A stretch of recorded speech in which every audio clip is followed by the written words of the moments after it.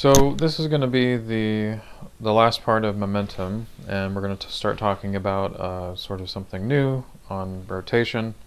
So this will be kind of a fun segue, as you'll see.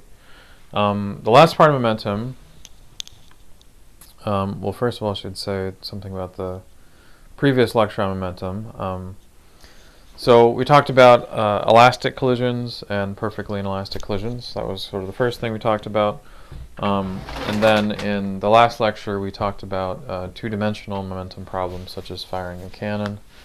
And then, on some level the programming labs, for example, is a two-dimensional perfectly inelastic momentum problem. So if you're going down the list of possible things that could be on the exam, or possible things that we've talked about, we've talked about elastic collisions, inelastic collisions, perfectly inelastic. We've done a two-dimensional perfectly inelastic collision with the programming lab. The Pong activity is elastic collisions, but it's only one object against a wall. So we haven't yet done two-dimensional elastic collisions with two objects yet. And that's actually what we're going to do today. So here it is. So here's two objects, and instead of them just being in one dimension, right? More often, hopefully you enjoy the game of air hockey. I have an air hockey table in my basement. It's pretty fun. I think there's one in the student center if it ever opens again. But so you've got a puck coming in and hitting another puck. Maybe the pucks have two different masses. That's possible. And a lot of the problems that I'll show you that they have two different masses. But the point is that clearly these things don't stick together. Because they don't stick together, most approximately you can say that the collision is elastic. Now, again, if you're reading into it and you're saying, well, in elastic collisions, the objects don't stick together, and the kinetic energy before and the kinetic energy after, afterwards it's slightly less kinetic energy because you're losing energy to heat, losing energy to sound. You can hear the collision here. So if you're wondering if this is inelastic, technically you're correct, but often using elastic collisions is a pretty good approximation, if that makes sense. If you're using inelastic collisions, you have to make some assumption for how much energy is lost, and it just becomes a big pain. So in this course, we'll treat these as elastic collisions, and if you go on later in physics, you can try to account for the energy loss a little bit later. But this turns out to be a pretty good approximation. Anyway, so we've got a puck. This is a puck. This is a paddle, and let's say that we know the mass of the puck and the speed of the puck. What we don't know is the mass of the paddle, and we're going to try to figure out what the mass is just from the collision, essentially. So something like this happens. The puck comes in, hits the paddle goes off this way, again, kind of like in the video, right? And so for the group work that you're going to do today, I'm giving you these angles. I'm giving you the final velocities. I'm also giving you the initial velocity of the puck, and I'm telling you that the initial velocity of the paddle is 0. From this information, you need to figure out what the mass of the puck is, or the mass of the paddle, from all this information. And what's interesting about the worksheet is that you can, because I've given you so much information, you can use momentum conservation to find the mass of the paddle. And then you can check your answer using energy conservation and make sure that the two are consistent. Okay. So that's about all I had. That's literally the last thing for momentum. The next part is talking about rotation, and sort of talking about new stuff with rotation. All right, let's do it. So thus far in the course, we have only talked about things rotating at, say, a constant speed. As you probably know, things speed up to whatever speed they're going, and they slow down to whatever other spin rate they're going to do. And so we haven't dealt with that yet. We've only been doing constant angular velocity, for example, constant RPM. So we're going to fix that in just a second. We've also really haven't talked about kinetic energy as it relates to rotation, because most of the rotation stuff we've done so far has been sort of pre-midterm 1, where we didn't have energy. It was not really a concept for midterm 1. So now we're going to sort of connect all that together in the next 1 or 2 lectures. So to review what we already know about rotation, there is an angular speed. Sometimes this is called the angular velocity. I don't know that there's a big difference between the two. And so there's some change in angle over change in time. Typically the angle's in radians and the time is in seconds, so the units are radians per second.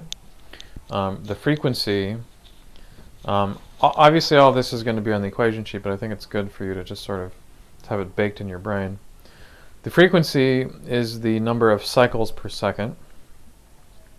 And so if you have the angular speed in radians per second, well, one cycle, one circle, is 2 pi radians. And so the frequency is omega divided by 2 pi, right? And that gives you cycles per second, right? So the frequency is the number of cycles. In 1 second, how many cycles do you make, right? Now, the period, by the way, the cycles per second, by the way, is sometimes referred to as hertz. So for example, there's musicians, there's concert A is 440 hertz. That means that the density of the air is oscillating at 440 times a second. The density is going up, it's going down, and it's going back to where it was, 440 times a second. The period is the number of seconds per cycle. So 1 cycle, how many seconds does that take? So the period, if the frequency is cycles per second, 1 over the frequency would be the seconds per cycle. And then because we know how the frequency relates to the angular speed, we can also write that down as 2 pi over omega. Next, I believe we're going to talk about the velocity. So the velocity of anything that's spinning, at least the velocity of the rim of anything that's spinning, would be the distance traveled over the time. The time is just a period, right? So that's the time it takes to make 1 rotation. And the distance traveled in that 1 rotation would be the circumference. Again, it's the velocity of whatever the rim of this thing as it's rotating. The units there, of course, meters per second. And then the last thing is the... Well, we're going to rewrite the velocity here, so we're going to do something clever with the velocity. So not yet at the last thing.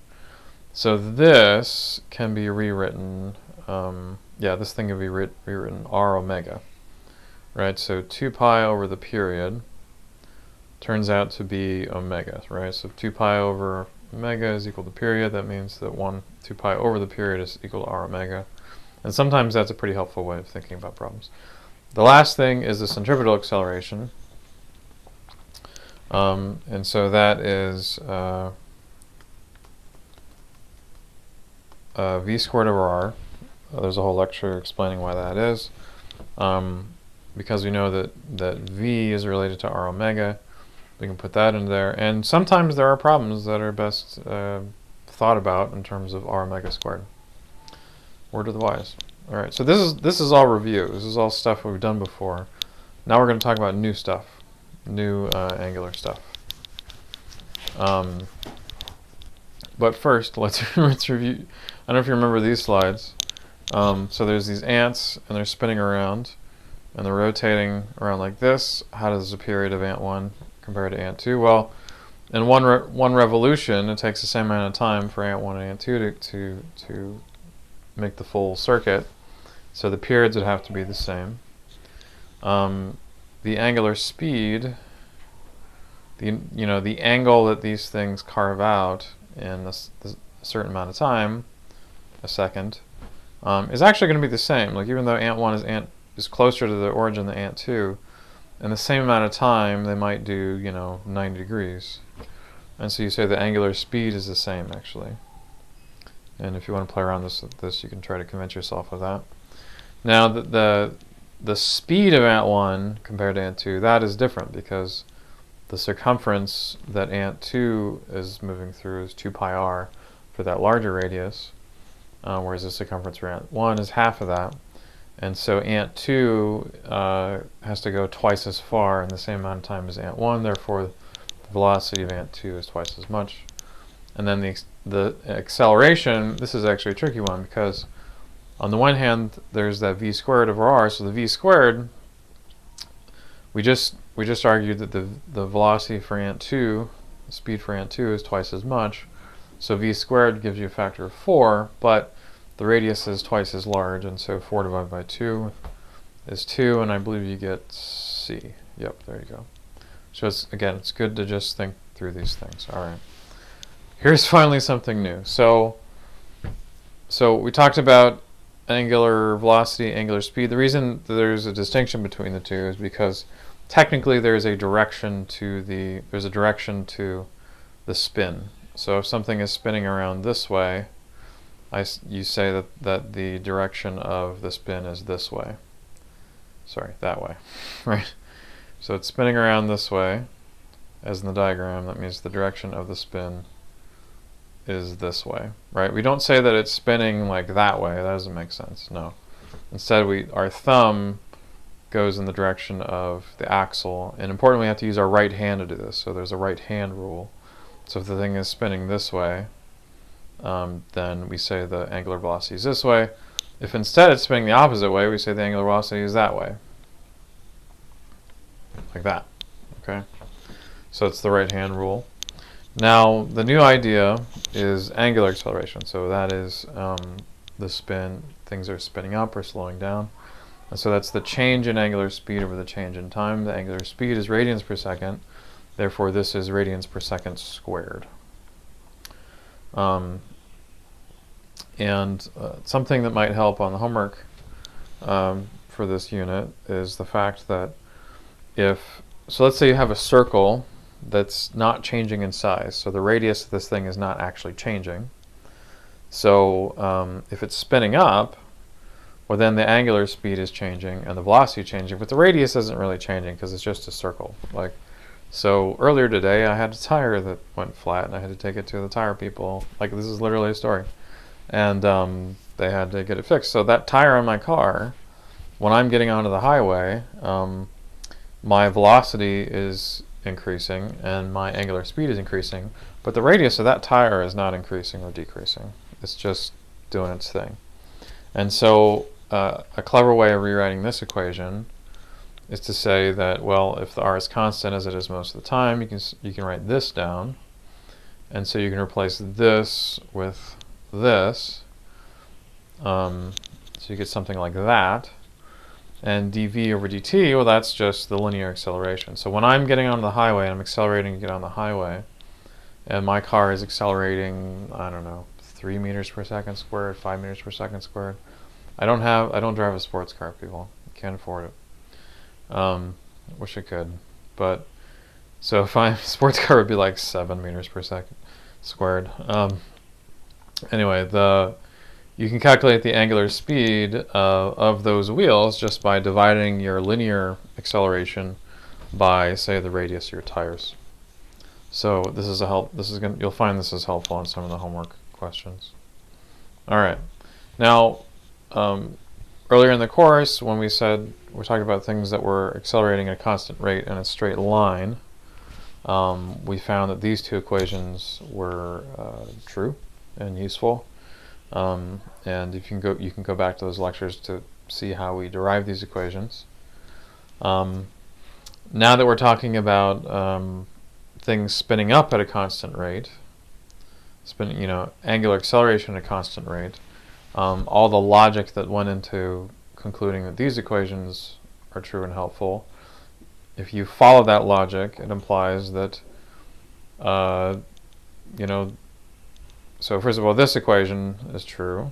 We're gonna come up with something analogous to this in just a second. So this equation is true. So this is the initial angular speed plus some constant angular acceleration times the time. As time goes on, this thing goes faster and faster. I mean, assuming that alpha is greater than 1. Could be slowing down. I don't know.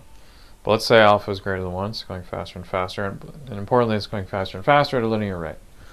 So what we want to do is we want to connect this to what total angle is carved out by all this. Well, we could do that. We could say, all right, well, there's some initial angle of the tire when we start accelerating.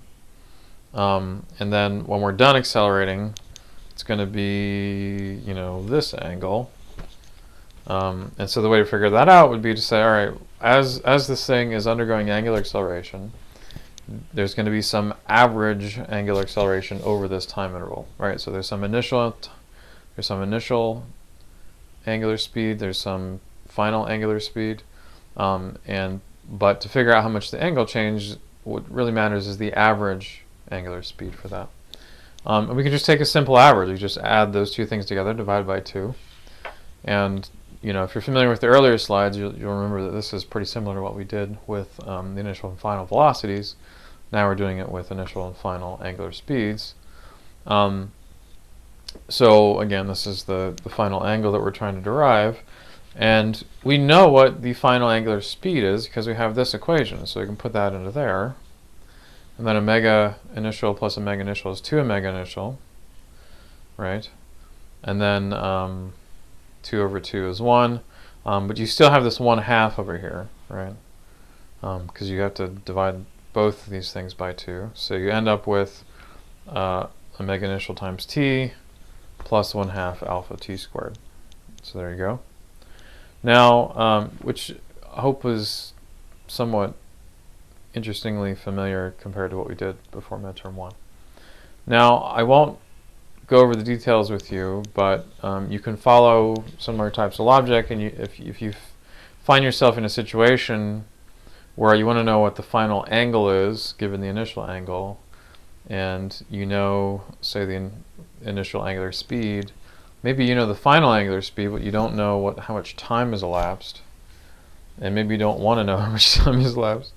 Well, in that situation, for example, if you solve for time here, sub it into there, it's possible to show that this is true, and all of the algebra and the logic behind it is the same algebra and logic that went into this expression, which again is how much the velocity changes if you're accelerating in a straight line, and you know how far you're going, but you don't know how much time is actually elapsed. So it's all analogous, and there's going to be certain questions on the midterm and the final that this might be the easiest way to do it, because maybe I don't tell you how much time it's taking in the question. I think I said all these things already. All right, now let's talk about, let's relate all this to energy. So here's the question. So there's these 2 ants on a CD. Wow, 700 megabytes.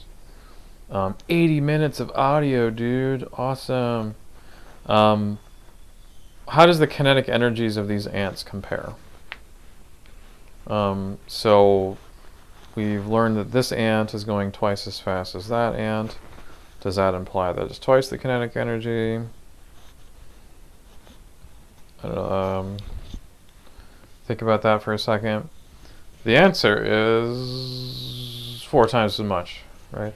The kinetic energy is 1/2 mv squared if the velocity of ant 2 is twice as much as ant 1. Well, 2 squared, 2v squared is 4v squared. So there's a factor of 4 difference between those two. So, alright, so the ant's kinetic energy is 1/2 mv squared, right? Let's say that we have an entire hoop made of ants. Sounds ridiculous, but each one of those ants has a kinetic energy of 1/2 mv squared, and we can add those things up to make total kinetic energy. The crucial insight is that velocity is r times omega squared. So whatever spin rate this has, and whatever radius this is, that tells you what the velocity is. And so you can actually rewrite the kinetic energy of this hoop as 1/2 mr squared omega squared. And we haven't really done anything fancy. We just sort of said, all right, well, this hoop is made of little tiny pieces, and so logically this has to be true. So that's fine.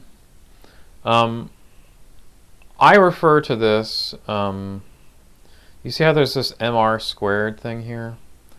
I refer to mr squared. Mr squared I refer to as a rotational inertia. And as we'll talk about as when things are changing speed, there is sort of a resistance to things spinning up or slowing down. So for example, the more massive the hoop is, the harder it is to speed it up or slow it down. The larger the hoop is, the harder it is to speed it up or slow it down. And so the rotational inertia depends on both the mass and the radius of the object. And the feeling that I get is that it reminds me a lot of, the reason I'm calling it rotational inertia is because it reminds me a lot of how when we're applying forces to things to try to get it to accelerate, the more massive a thing was, the more it resisted that force, and the smaller the acceleration that there was. And so there's this very sort of like qualitative analogy between these two things. Now in the book likes to refer to this sort of a thing, the mass times the radius squared, as the moment of inertia, which to me is just a kind of a jargon. The word moment the math department has their own definition of the word moment that has nothing to do with what you and I use the word moment for in common everyday speech. So it seems like a lot of jargon. I like the term rotational inertia. I use them interchangeably. I tend to think of them as two different names for the same thing.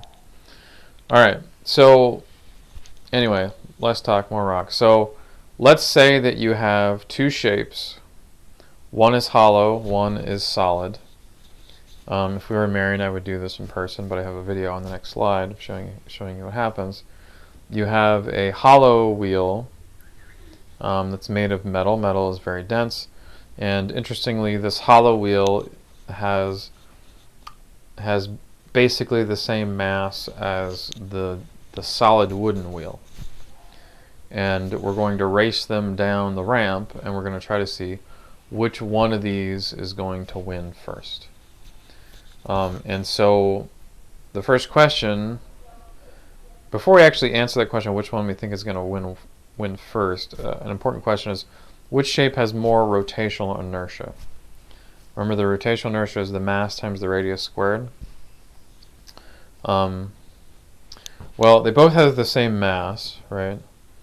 And technically they have the same radius, but the thing about the hollow metal wheel is that there's more stuff that's further from the axis of rotation. So you would say the hollow wheel has more rotational inertia.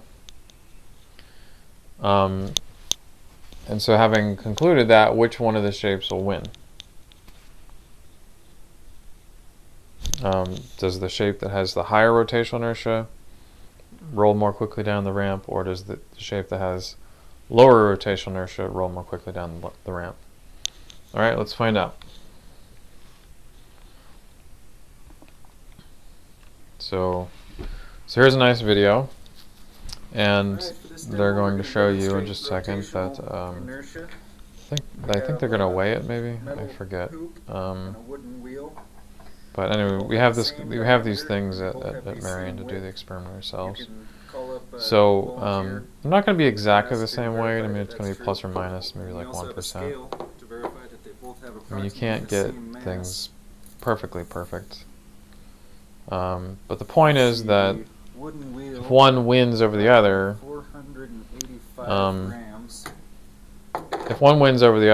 by a significant margin, and the masses are within, a few percent, then probably it's not the mass that's causing one of them to win, if that makes sense.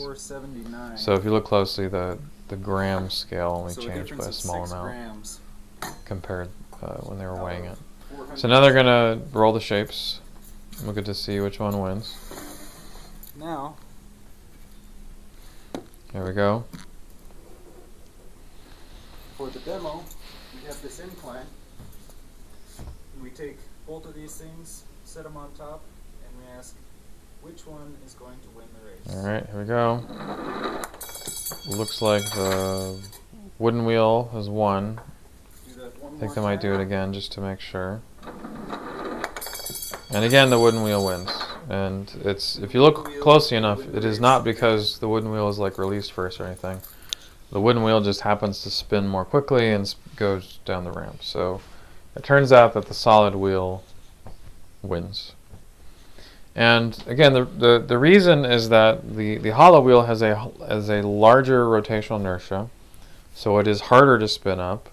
And as you're going down the ramp, not only is the thing moving at a higher speed, it's also rolling at a higher speed, and it's harder to roll it up to that rotation rate than it is the solid wheel. So the solid wheel wins because it can spin up more easily. So we can do this quantitatively using energy conservation. And we're going to assume that there's no slipping as a thing goes down the ramp. So in other words, it rolls. So imagine you put a car tire here, and the car tire has a nice good coefficient of static friction. It just rolls as it goes down. It doesn't like slip. Slipping is harder to model. Anyway, so energy conservation, the initial energies equal the final energies, right? So initially the kinetic energy is 0 because it's starting from rest. Initially the potential energy is definitely non-zero because we're at this height. The rotational energy initially is going to be 0 as well. But the final kinetic energy and the final rotational energy are both going to be non-zero. Now, why is it separated in between two? This kinetic energy is what I often call the center of mass kinetic energy, like just the movement of the whole thing. And then this kinetic energy is just the rotation of the thing. And those two energies are separate. So, for example, one reason in bowling, so if people, I don't know if there's any bowlers in the room, the reason that people like to spin the ball is because it's helpful to, I think the reason why people spin the ball is because it is a way of getting a larger amount of energy on that ball, right? Because you can toss the ball and it will roll, but if you toss it and spin it, then it's spinning rapidly and it's moving rapidly, because the ball mostly slips as it goes, right? You have to bowl it very slow for it to roll without slipping.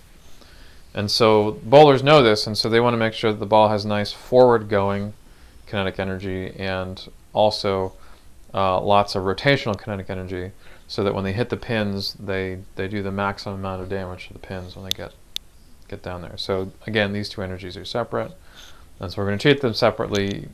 Even in this case, we're just rolling down a ramp.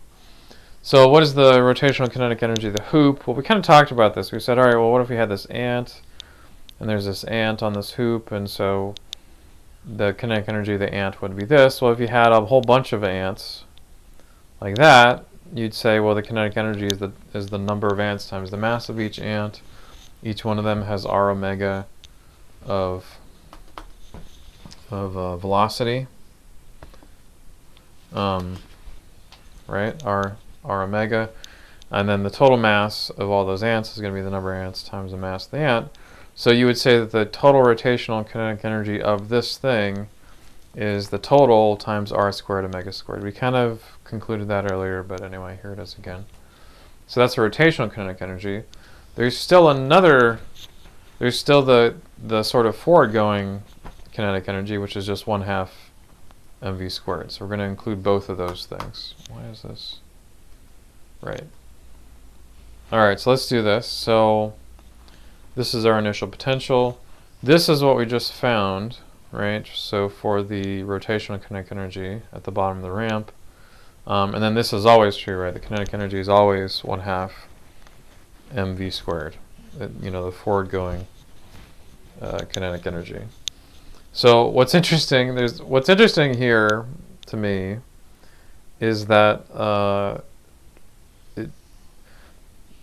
there's a trick we can do to kind of simplify this a little bit, because you got the velocity here and you got the angular speed here, and so you have an option. You can either make the velocity, you can set the velocity here equal to r omega, so you get r squared omega squared here, and maybe sort of combine these terms, or you could say, well, omega is v over r, square that, and you could simplify it that way. We're going to do it the latter way, right? So omega is v over r, and so if omega is v over r, then that gives you v squared over r squared. R squared over r squared cancels, so you end up with this, which more or less by chance equals the same thing as that. I'm going to show you an example later where with a different shape where that doesn't quite happen. But basically it's saying that when this thing is rolling, when the hoop is rolling down the ramp, it has an equal amount of kinetic energy in its forward-going motion, in other words, its center of mass motion, as it does in its spinning motion. That's not in general true for all shapes and objects, but it happens to be true for the hoop. So this simplifies nicely, right? So this gives you 1/2 plus 1/2 is 1. Divide everything by the mass. You can solve for the velocity, you end up with this. And because 1/2 plus 1/2 equals 1, that means that the 2 disappears.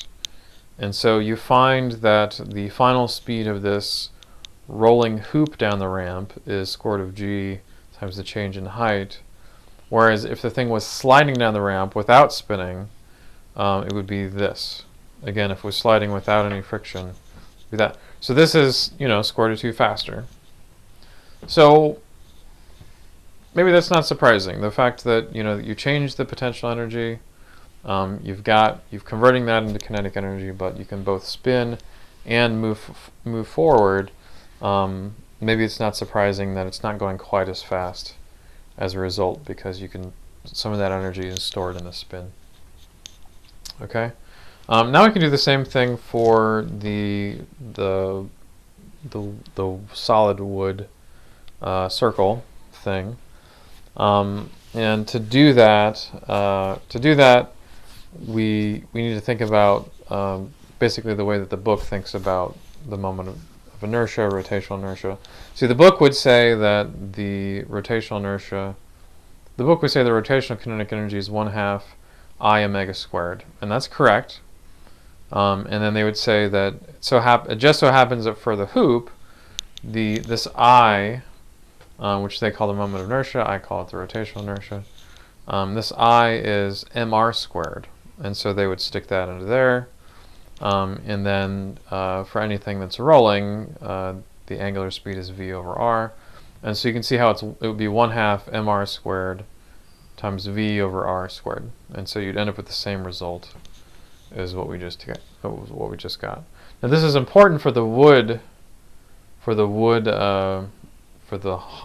solid wood circle, because we can look up what this rotational inertia is in the book and do the calculation over again. So I think I said all these things. I'm going to go ahead and skip this, even though it's a cute panda. So that's, anyway.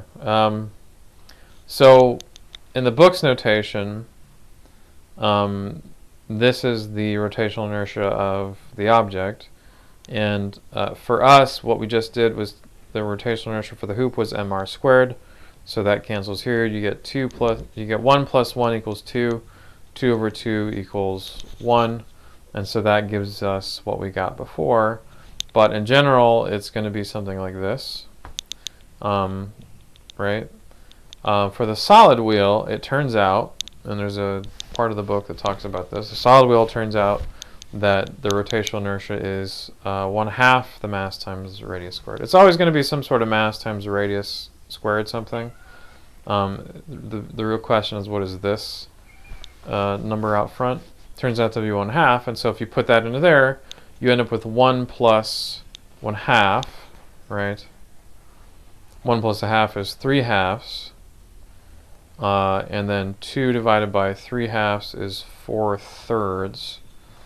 And so you find that at the bottom of the ramp, so if you compare this, the square root of 4/3 compared to the square, essentially the square root of 1, you will find the square root of 4/3 is a little bit faster, right? So that's why the solid wheel wins every time, is because as it goes down the ramp, as that gravitational potential energy changes, more of that energy goes into the forward motion than it does the energy associated with the spin of the thing. There you go. Now this is the table from the book where they give you these rotational inertias, and I don't expect you to be able to derive these things on a test, and I will literally give you these images on the equation sheet for the midterm and the final. So I don't need you to be able to derive these things, but I do hope that you can appreciate, for example, that when you compare the rotational inertia of the solid cylinder compared to the hollow cylinder, that so this equation, if you set R1, right, the inner radius, to 0, then you have a solid cylinder. Well, if you set R1 to 0, you get 1/2 m R2 squared, which is the same thing as you get here, right? So you get 1/2 m R squared, right? So there's a connection between these things.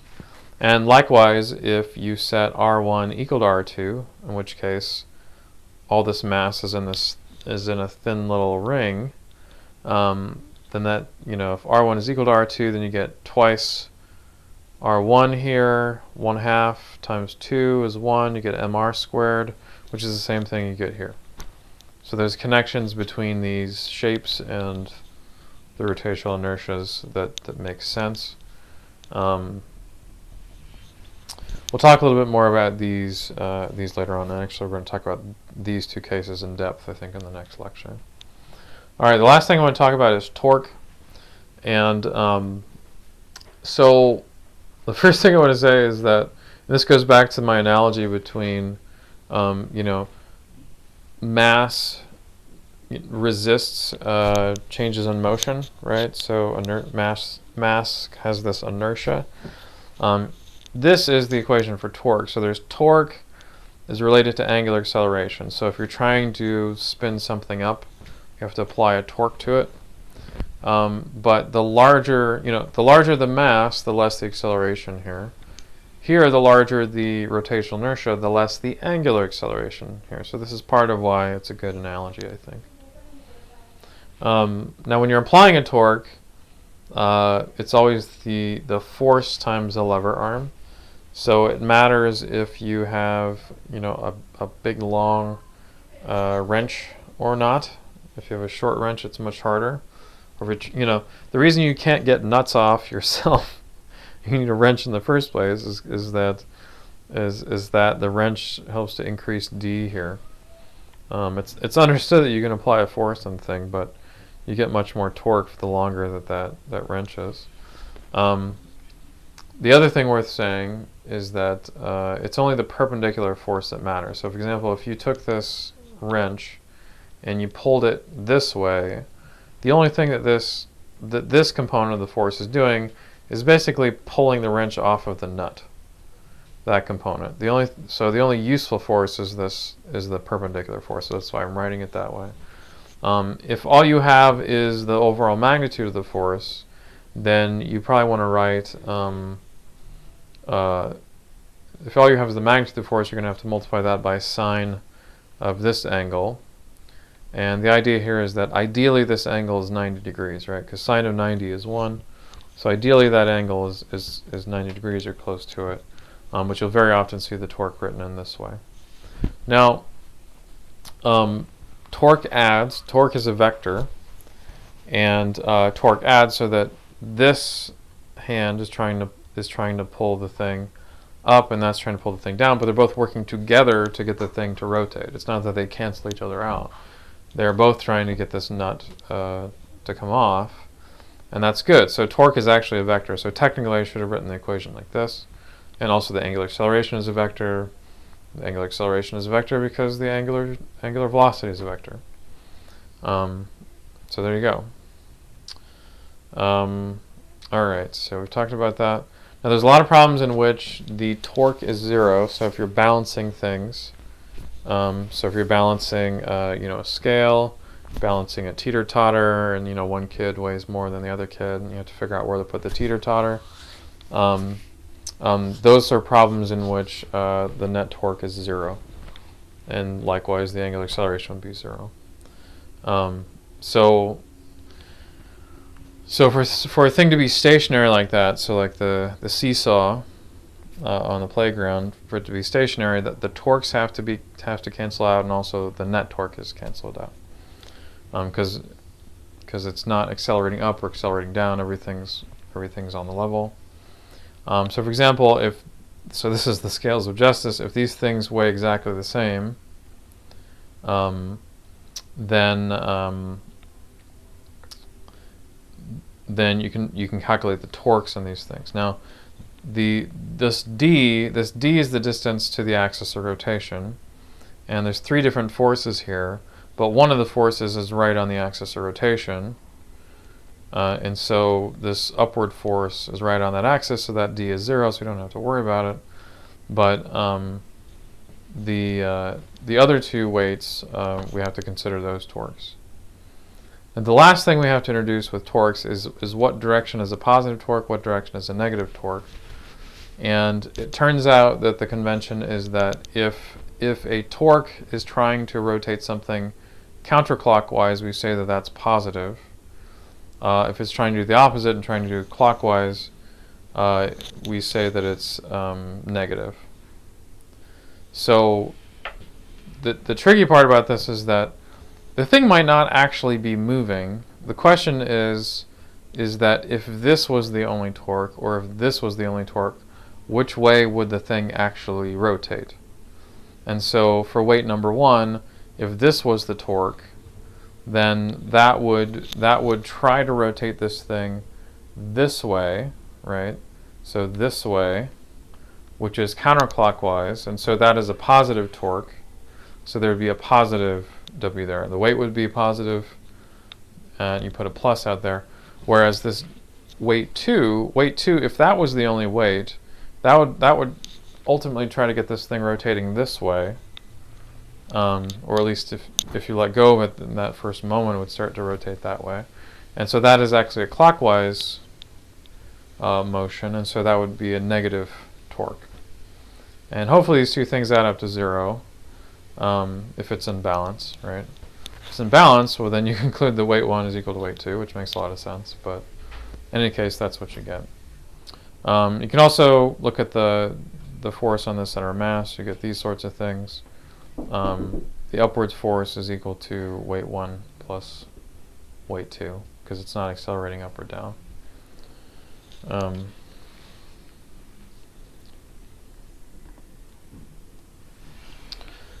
Okay, so the last thing is the power. So I grew up watching the Power Rangers, so I couldn't help myself. An interesting equation to me is this equation. The power is the angular speed times the torque. I think this is interesting because in conventional cars, gas-powered cars, it's really not until you get really high RPMs that you get the full power out of the engine, right? And it might take a second or 2 for the engine to get up to that speed. It doesn't just jump to that speed. And so that's sort of reflected here, right? So so that RPM meter on your dashboard it's a power meter, basically. How much power is your engine putting out? Another interesting part of this equation is that when the RPMs are low, it's pretty hard for conventional gas engines to provide a lot of power, because the torque is not going to be that big, and so if the RPMs are low, it just can't provide much power to like pull things or to accelerate. And so that's why electric cars are so cool, is because electric cars can have really big torques even when the RPMs are low, which is kind of fun. So that's one of the reasons why I love electric cars so much. It has a little bit to do with this equation. Alright. Remember the angular speed is proportional to the RPM, so a good exercise is converting from RPM to angular speed and back again. Alright. So the last thing I wanted to point out is that the angular speed, as we've discussed, so if you think about the angular speed of, say, the tires on the road, that's going to be the velocity that you're traveling divided by the radius of the wheels. And then if you think about the torque on the wheels, well, the torque on the wheels is going to be the force that it's exerting on the ground times the radius of that wheel. And so that's going to be the torque. I hope you agree that's similar to what we just did before, the force times the lever arm. We multiply that out, you get F times V, which is exactly the same thing we had for that ski lift problem, right? So the power is the force. If you're pulling skiers up a ski lift, you need more power if you need more force to do that, because if you have more weight of skiers. And you also need more power if you want to pull them up faster. And so, so this equation, omega times the torque, is equivalent to F times V. Which is kind of fun. So that's all I had for today's lecture. Thanks for hearing me out. And sorry it took me a little while to record it.